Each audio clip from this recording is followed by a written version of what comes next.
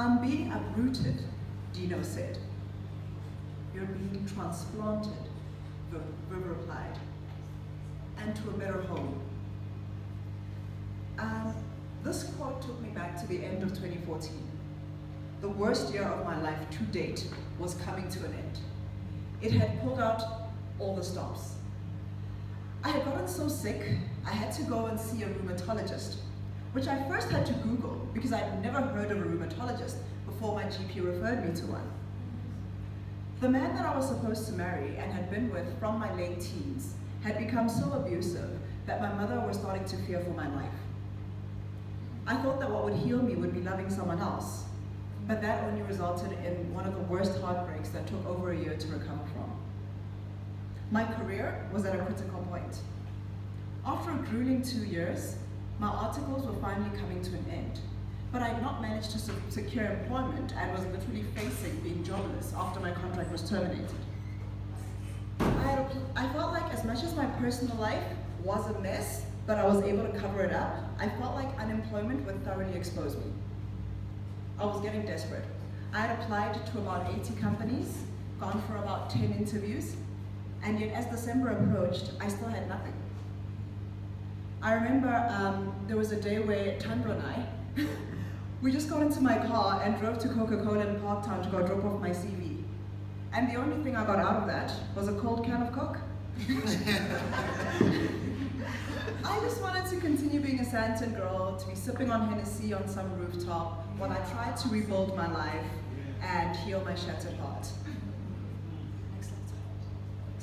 Rosa Luxemburg says that those who do not move do not notice their chains. I thought that a better job in the city and the medicine that my rheumatologist prescribed would be the salve that I so desperately needed. But God knows what we need, and sometimes that trumps what we want. So on the 15th of December, 2014, I got my first job offer. It wasn't much. It was an 18-month graduate program, and my salary was going to be the same, basically. To make matters worse, it was in Capetown, a city I'd been to once and considered to be terribly overrated. Everyone kept telling me how lucky I was to go and live in such an amazing city.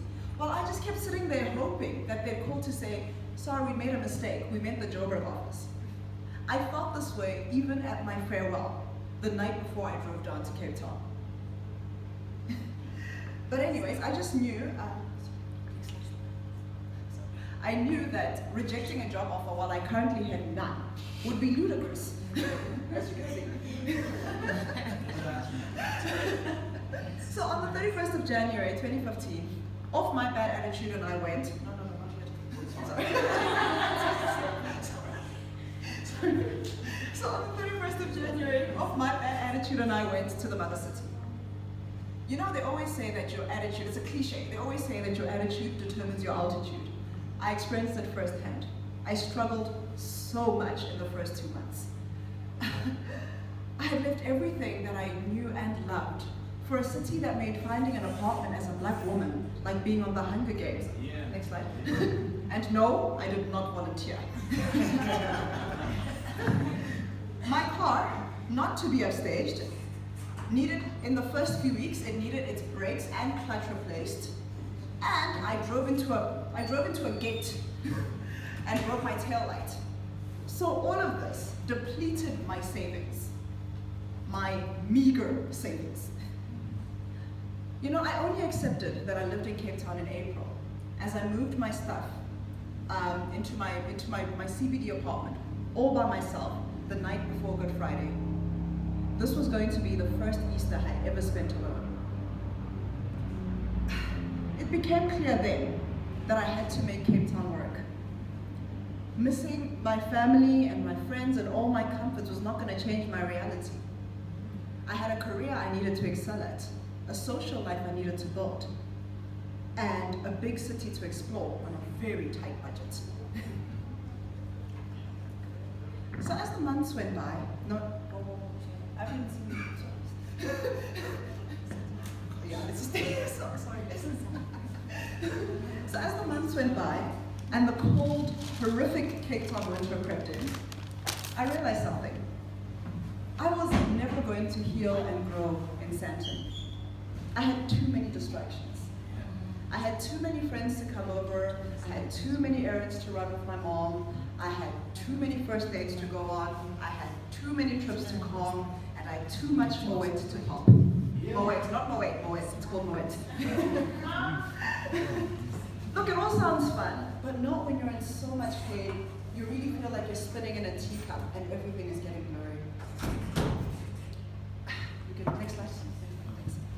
I had to learn to enjoy my own company, something I'd never had to do before in Joburg. I had to forgive myself for letting someone come into my heart with their muddy shoes and destroy me. I had to appreciate health and accept that there was no doctor in Cape Town that was going to prescribe the sleeping pills I'd grown accustomed to. I had to start becoming the junior attorney that people in the business considered first. I had been transplanted to my emotional halfway house, and I was not going to be released until it was certain that I'd be able to cope after I'd dealt with all the ugly parts of me.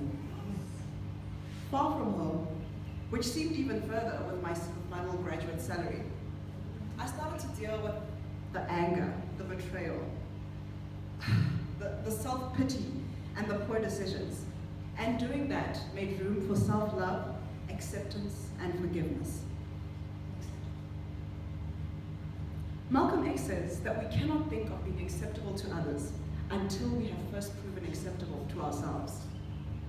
Before I could progress, I had to tell myself that it's okay to be me and that there was nothing wrong with me, despite what I had been told repeatedly.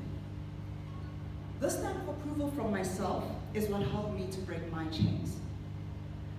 It was still a tough year, but I gave myself permission to enjoy the journey. I pushed myself at work, and I really did become the junior go-to attorney. I started reading books, and I was able to get through a book each month. I started working for an NGO where I helped children with their literacy, and I managed to climb 6 flights of stairs each day. My body, my mind, and my career were finally on an upward progression.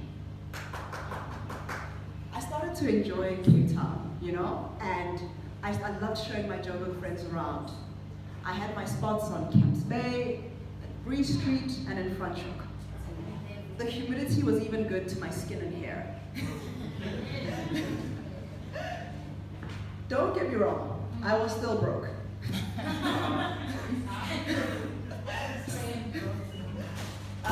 Sometimes my boss would make me cry, and I went on several first dates that ended just there. I just went about it healthier, on my own tea, and thus freer. Sometimes everything needs to fall apart, and nothing must be in your control or familiar for you to completely rebuild. I don't know how my life would have been had I rejected this job and gone home unemployed to Mamelodi, or had I gotten the better job in Sandton that I really wanted. But to be honest, I don't think I would have made the strides that I made in my healing and in my career had I not moved to what I'd like to call the planet of Cape Town. In fact, a few months after I moved back, I was so stressed out that the only thing that could help me was a few days in Camps Bay.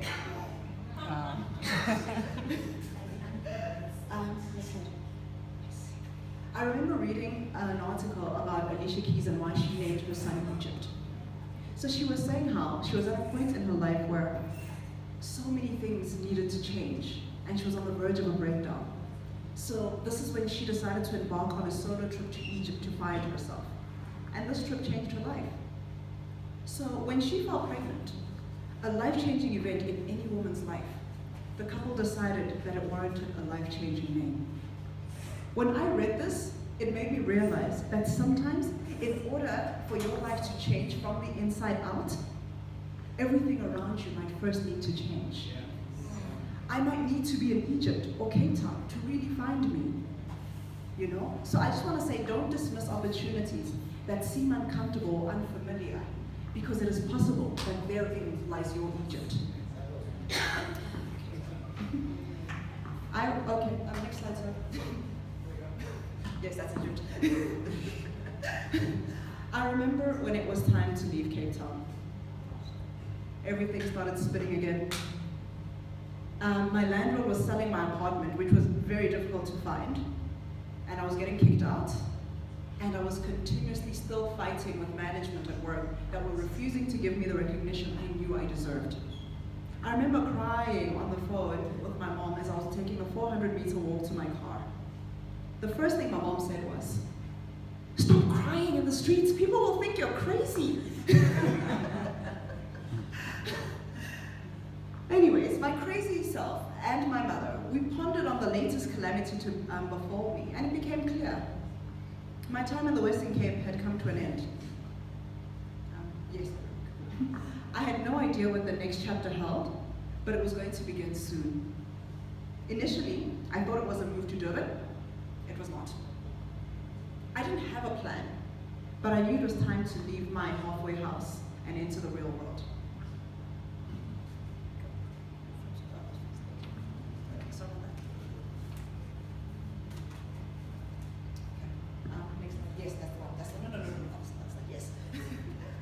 I learned through this that not every chapter of your life has a schedule, but you will receive guidance on when it's time to close a chapter and open a new one.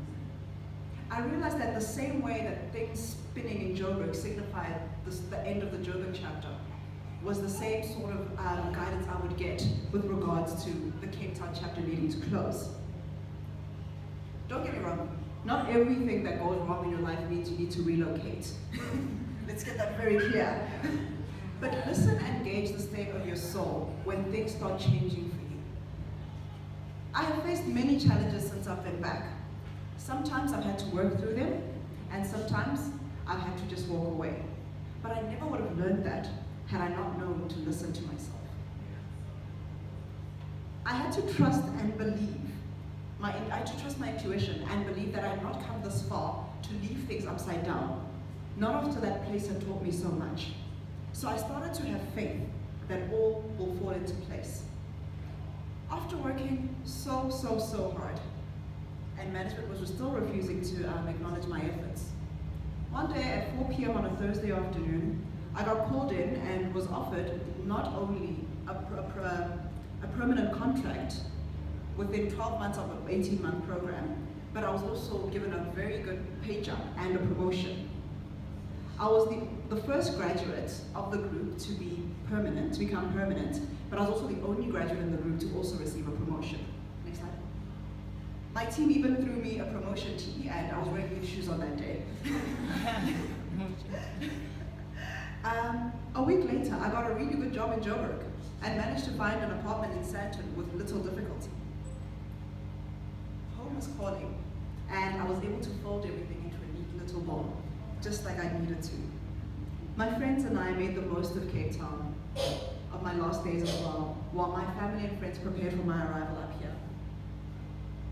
I remember how terrified I was of going down there, not knowing what I'd find, but I trembled down there and I took the plunge and I found a stronger me. Had I rejected this offer and remained in my comfort zone, I may not have found the bold me that makes decisions towards her goals. You know, the same person who has freedom in approaching the unknown, but has faith that things will work out, you know? And that confidence that I will prosper as I have before. That Egypt is waiting for me, you know? That has really just changed how I see things and how I've seen decisions. Next slide. So in the words of Roman Payne, you must give everything to make your life as beautiful as the dreams that dance in your imagination. Thank you.